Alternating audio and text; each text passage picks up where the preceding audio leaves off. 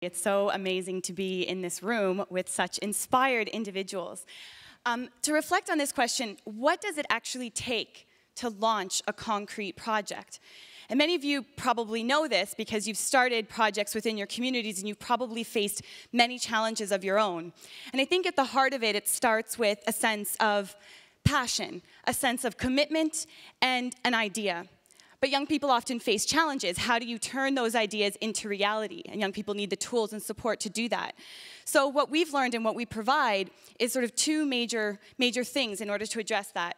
One is what the power of networks actually offers.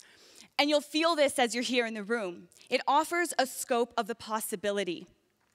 When you realize what is possible through hearing the stories as you've heard over the past few days, and to be able to extend that to people in communities who may only have the influences of their parents or of their school teachers that have limited experiences, technology and networks has expanded the scope of possibility for young generations, starting with our generation and the next generations to come. And with taking it global, over 80% of the people who responded to our impact survey said that their perception about the ability of young people to affect change in the world actually changed as a result of being part of our network.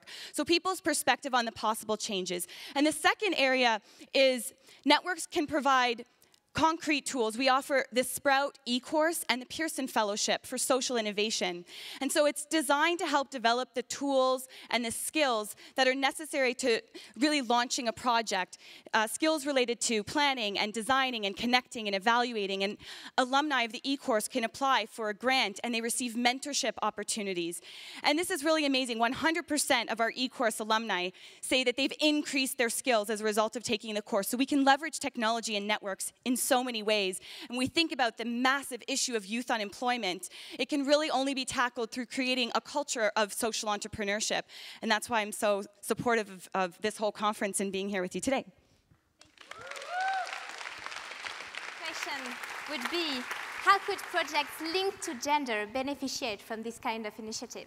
Well, I'm proud to say that 50% of our e-course participants are women, and we very much believe in the power of gender parity and the power of inclusion.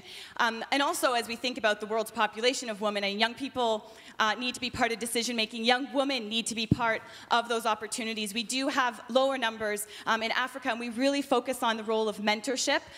We have a program called the Global Youth Coalition on HIV/AIDS, and one of our members, Christabel from Kenya, when she found out she was HIV positive, she accessed the network and she started a Stay Alive youth support group in her community.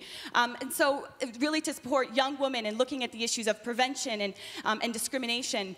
We have a member from Uganda, Edna, and she started a self-help foundation, and she provides training for young girls who've been affected in northern Uganda in post-conflict areas, and she's also helped to create educational programs for women who've been widowed.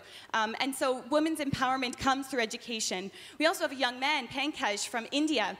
And what he's done is he's created something called Made in India to look at housekeepers and the rights of women who work in homes to ensure that they have access to health care and safe employment and health care benefits and contracts that really allow them to develop economic opportunities, but to take on the roles that they have back home with children or taking care of the elders. So I just want to kind of share this reflection to reflect on how important it is that we support women in women's empowerment and to commend and thank the women who have had an effect on our own lives.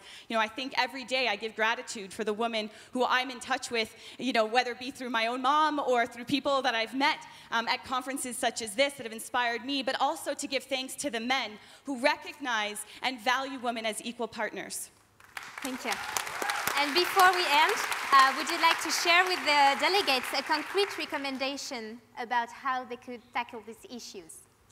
So what I've put together is that delegates should access networks that offer powerful opportunities such as skill-building experiences and meaningful communities of practice towards supporting action projects.